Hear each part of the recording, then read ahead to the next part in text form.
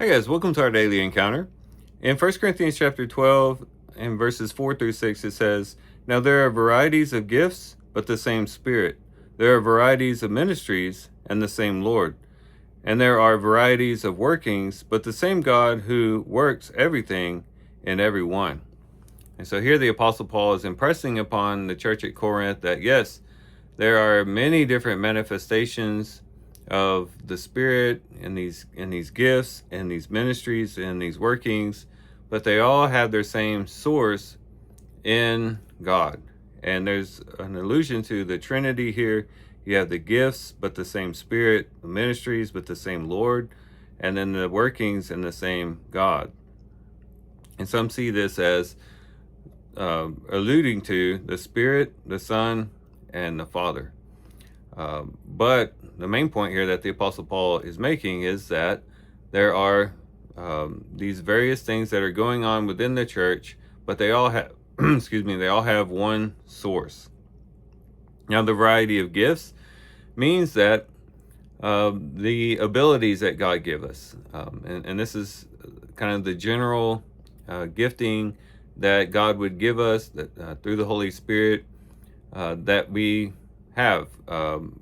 The ministries would be more connected to the various services that a person who is gifted might render. In other words, there might be two people with the same gift, but the way that they use that gift for service might be different. One person might have or two people might have the gift of teaching. One might use it within a Bible class context and for more personal teachings, whereas another person might have that same gift for more public settings in preaching and things like that. But both would come from the same Spirit and the same Lord. And then workings would have to do with the effects in the original language. That is the end result that comes from these things. It says there are varieties of workings, but the same God. And we could go back to chapter 3 of 1 Corinthians, where it talks about Paul planted, but Apollos watered, but God gave the increase. God was in control of the effects of the working that both Paul and Apollos did. Even though they were doing different things, it was that one and same God that was causing the effects to come from that, the growth. And so we find that there is gifts that a person receives, which is might be in a sense very general, but a specific ministry or service that they render based upon that gift. And then the effects are those effects that God renders as he blesses the work and causes it to be fruitful. And so what this shows is that no matter what we're doing, everything can be connected to God, both the Father, the Son, and the Holy Spirit. The gifting that we have, the abilities that we have, come from God. We need to remember that we are to be stewards of the gifts that God has given us.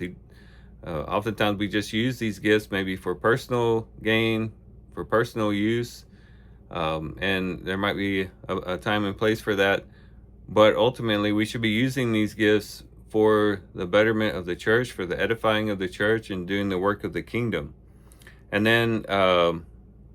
then the specific work that we're doing, the specific service that we engage in, comes from the same Lord, as he opens up doors of opportunity for us, as he guides us and directs us in the specific service and ministry that he would have us to work in and to exercise our gift in. That comes from the Lord, from Jesus Christ. And then we could say the effects of our works can be accredited to God. He's the one that has to bless the work. He's the one that brings about the effects of the work. And so this ought to do two things. It ought to, one, alleviate any stress that we might have that somehow it's all up to us. That we have to muster up enough talent, that we have to somehow figure out the ministries, and we're the ones that have to, or that are ultimately responsible for the effects that come. This ought to be a relief to show that, all we need to do is connect to God.